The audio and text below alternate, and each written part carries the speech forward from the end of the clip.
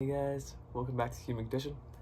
This video is another video in our astrology series, and this video is what does it mean to be a Capricorn Ascendant. This is also based on the whole house system of astrology, so yeah, it should be pretty interesting. So what does it mean to be a Capricorn Ascendant? Capricorn Ascendant, this means your first house is in Capricorn. These are like the big dogs, the business leaders of the world, the successful, the reputable people of the world. So for a first house in Capricorn, these people, the first house represents your persona and how you act. People see you potentially in the world. So with the first house in Capricorn, this means people see you as very serious, responsible, and hardworking, and usually pretty reputable, meaning you have a good reputation.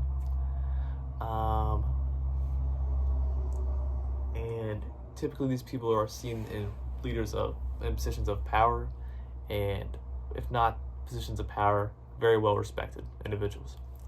The second house is in Aquarius. This means second house is your love and money and where friendships come from. Also, obviously, this is to it, but obviously there's other factors in life that impact your personality. Second house in Aquarius, this means love and money your friend groups come from. So with the second house in Aquarius, your friend groups, this suggests love and money is in society.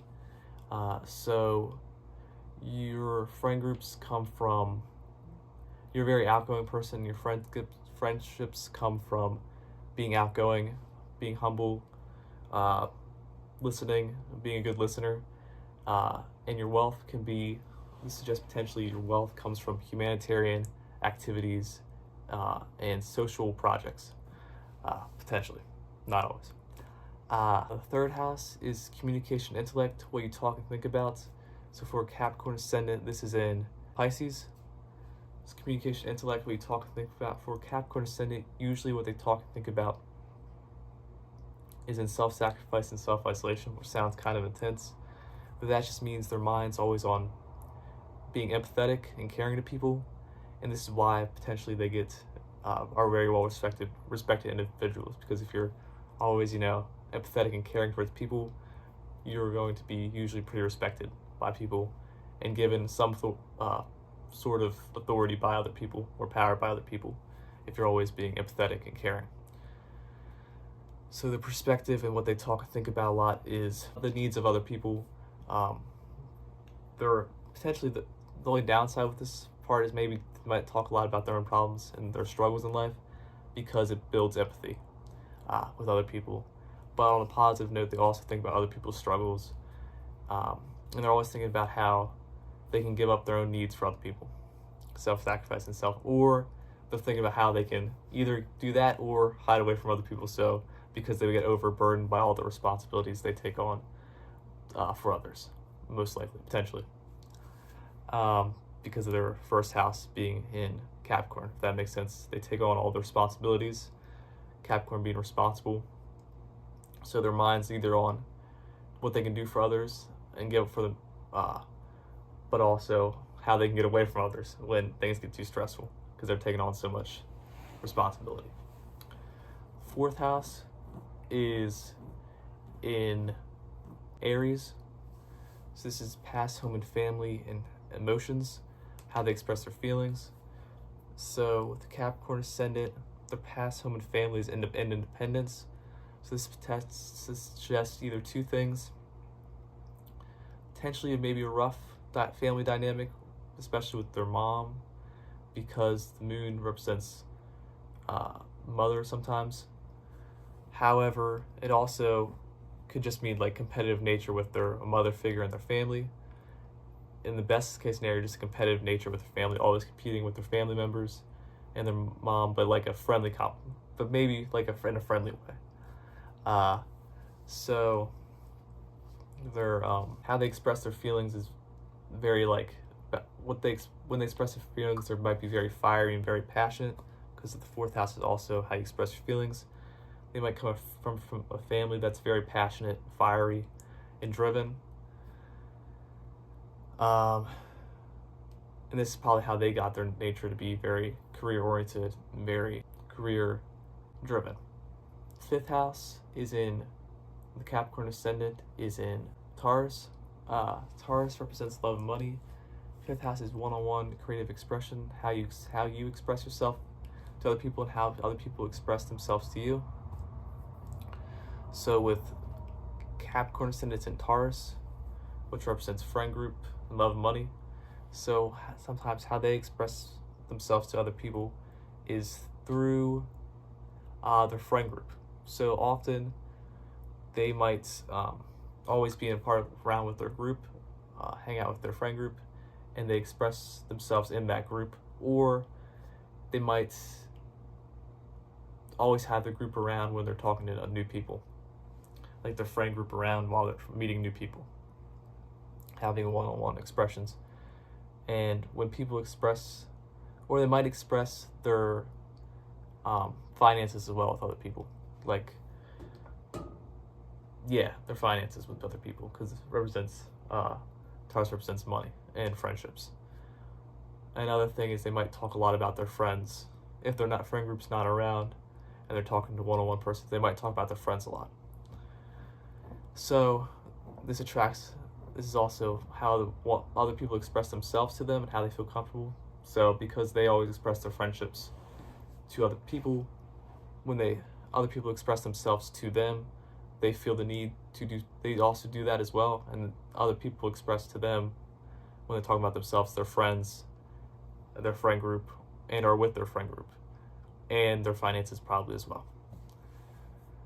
The sixth house, the sign of day-to-day realities and small talk, opposite to the 12th house, which is probably one of my favorite houses.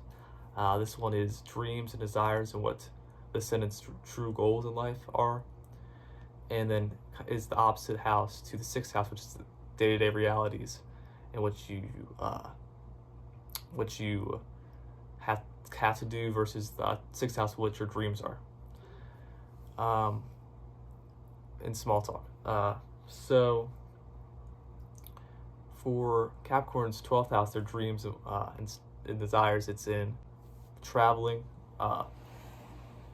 learning new things and traveling. So that means Capricorn ascendants usually have a strong desire for Sagittarius stuff, like they always want to learn, and try to learn new things and listen to new ideas and opinions from other people and travel. But sadly, the realities in the sixth house is in Gemini. So the reality is they're usually, when day-to-day life is in communication intellect. So this highly suggests someone who gets a job in communications. So like radio, a talk show host, a social networker, an Instagram, an influencer, because Capricorn being reputation, right? Gemini is social networking, communication. So their day-to-day reality highly suggests someone who potentially is a talk show host, an influencer, or just has a job where they get to communicate a lot. At least at their job, they communicate a lot. And in small talk scenarios, Gemini represents personal and communication intellect. So when they're in small talk, they'll more likely not skip small talk and talk about their own opinions, and other people will feel the desire to talk about their opinions and actually have deep, meaningful conversations, because that's what Gemini kind of represents in their small talk interactions with people.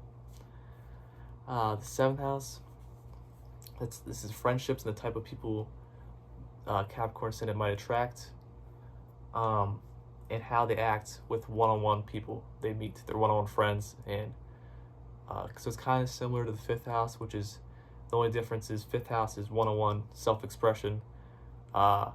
Seventh house is just not necessarily how you express yourself, but how you are with that one-on-one people and the people you attract. So a little different, kind of similar. So the seventh house is in Cancer.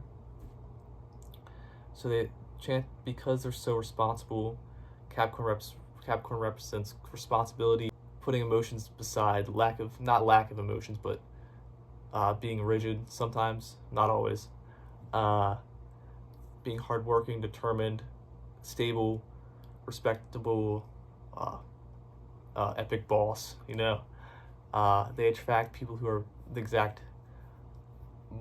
not like the exact opposite, so more emotional people, caring people, emotionally caring people, because they present a persona of being responsible and well put together. So obviously they would attract people who need that in their life, who want more responsibility and someone who can handle their emotions. So they attract more emotional, but on a positive note, not just emotional, but caring people. So, and in their one-on-one friendships, you can see the Capricorn will let loose, and you'll see more of their caring and emotional side and family side, which you don't naturally see in their day-to-day actions. Also, they'll attract probably very family-oriented people, and people who are very about their family. And once you get to know them, you'll understand that they're more family-oriented than business-oriented than they appear, potentially. The 8th house is also a pretty good house. All signs have their pros and cons. So, and this is a pretty cool house because this house shows where each sign struggles and where they need to grow potentially in life to achieve their dreams. So 8th house, because 8th house, 4th house, and 12th house are all linked. So to grow and achieve their desires of learning new things and traveling, right, the 12th house, the 8th house, they have to work on their 8th house struggles. And the 8th for a Capricorn ascendant, this is in Leo. So this suggests they might struggle with one-on-one communication and expressing themselves, and self-confidence, because Leo represents self-confidence. And this is because Capricorn is a sign of reputation, but to maintain a good reputation, you don't always feel comfortable expressing yourself. So one struggle is that Capricorn has to go through is gaining more confidence in themselves and the ability to express oneself. Kind of similar to Taurus ascendant. However, Taurus the goal is to gain more independence and freedom because they're always in their friend group. Capricorn is more to not worry as much about how they're viewed and just to express oneself and gain more confidence, not based on how people view you, but on just who you are as a person and your own accomplishments you achieve in life, which is really wholesome. But once they achieve this, they get closer to their 12th house desires of being able to travel more and feeling more comfortable just listening to other people rather than and learning new things. They might feel more comfortable traveling and learning new things after they grow and become more comfortable expressing who they truly are, potentially. Not saying they don't always, but yeah. But every sign has their own pros and cons. So just because they might struggle with this, they have other pros like being very responsible and hardworking and determined. The 9th house is knowledge and travel. So this suggests each sign's life lesson and why they travel and when they might travel. So 9th house knowledge and travel for Sagittarius ascendant is in Virgo. So, which makes sense because the 1st, 5th, and 9th are all linked. 1st house, Capricorn, they act very reputable, responsible. 5th house, and because they act very reputable and responsible, when they're talking one-on-one, it's usually about finances and their friends. When they're and so are other people. So through this, they learn a lot about people's careers and jobs and learn a lot from small talk. So their life lesson is learning new things through small talk, and they learn a lot about through careers. And typically when they do travel, it has something to do with their job, potentially. And because usually when they're talking again, it's like about their friends and their finances. And other people, when they talk to them, express themselves, it's about their friends and their finances. So yeah, and those people become their friends as well. 10th house is reputation and how each sign is viewed. So for Capricorn, it's in Libra. Because they're very reputable in their first house, they're seen as very they're seen as very friendship, a diplomat. Their reputation is as a diplomat, as a friend, and depending on other people. But in reality, they're more independent than they appear because their fourth house is in Aries, which is competitive nature, passion, independence, and an emotion. However, they appear dependent on friends, not in a bad way, but like dependent in a good way, caring and a diplomat and very friendly, and having a very good one-on-one friendships with people. Probably also because they talk about the friends quite often, which is cool, pretty lit. So they're seen as very friendly, and similar to like a Virgo ascendant who's seen as a social networker and opinionated and communicative. They're seen as a good friend and a diplomat and dependent on other, but in reality, they are, this is true. However, they're also more independent than they seem and very passionate and driven to achieve their goals. Potentially. 11th house is the sign of how someone views society and their place in society, how someone views society, how society views them, and potentially their place in society, their role in society. So with a Capricorn ascendant, it is in Scorpio. Scorpio represents infancy, death, and transformation, which sounds kind of intense, but that just means how they view society as a place where people go through struggles, but through these struggles can learn and grow. Also, Scorpio is like the most flirty sign, so they might view society as a place to flirt in, but also make deep emotional connections with other people as well. People might view them as someone who struggled quite a bit as well, and someone who can build, and someone who's maybe intimidating sometimes because of their status and their power. However, someone that they can grow from. And their role in society is to be, to struggle a lot, but to overcome these struggles and set a good example for other people that you can overcome your struggles. And that's most likely how they become well-known and reputable as a Capricorn ascendant. Also, potentially, since Scorpio is a flirty sign, they might be seen as flirty, and they see society as a place where you can flirt, but also through this flirting, gain deep emotional connections with one-on-one people. And people will probably view them the same way, potentially. And finally, their 12th house, their hidden dreams and desires and their goals. This is in Sagittarius. So because they're always so reputable and serious and hardworking, determined and responsible, they don't have a lot of time to just be free. They're always constricted. And Sagittarius is a sign of always seeking freedom. So deep down, they'd want to travel, just learn new things, just lay back and chill, just vibe. But they have no time to do that because the persona they take on is the responsible one, the hardworking one, the determined one. So the desire in life is just to lay back and chill, travel, and be a listener, and just sit back and listen and learn new things. But they feel like they can't do that. And the only way they can get past this is feeling more comfortable, confident in themselves, self-confidence, and the ability to express genuinely who they are as a person and what they want out of life. So yeah, in conclusion, Capricorns are hardworking, passionate people, and their emotions and their independence and passion that drives them.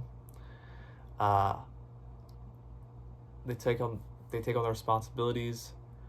Their friend groups and friendships come from their societal humanitarian work, and that's how they make their finances in the friend group and meet their friend group. They talk and think a lot about not what they can desire, but how they can give up what they desire for other people, and but also how they can get away from all the struggles sometimes that they take on. Their emotional state is very passionate, and their family dynamic is maybe competitive in a good way, to gain independence and be known as a person and be well known and stand out in their family, prompting them to make a strong reputation. The fifth house, how they express themselves one-on-one with people and how people express themselves to them is with their friend groups or about their friends and their finances, and people express their friends and finances and their friend group to them. Their small talk and day-to-day realities is in Gemini, so this represents the day-to-day realities and social networking, meeting new people, chatting it up, being opinionated, sharing their deep opinions with people, and people doing the same with them. They attract very emotionally based people and caretakers because of their responsible nature. Their growth in life is to become maybe potentially more confident, but they're confident they're confident enough, just not always confident, potentially to become more confident and express themselves more. They learn a lot about people's jobs and through small talk. Their reputation is in their being friendly and charismatic and a diplomat. The role in society and how society views them, how they view society as a place where people struggle a lot but can grow and overcome the struggles of life. And their dreams and desires is just to be free and learn new things and travel. I hope you guys enjoyed this video. As always, thanks again for watching. Like, subscribe if you want. I love you guys, and I'll see you in the next one.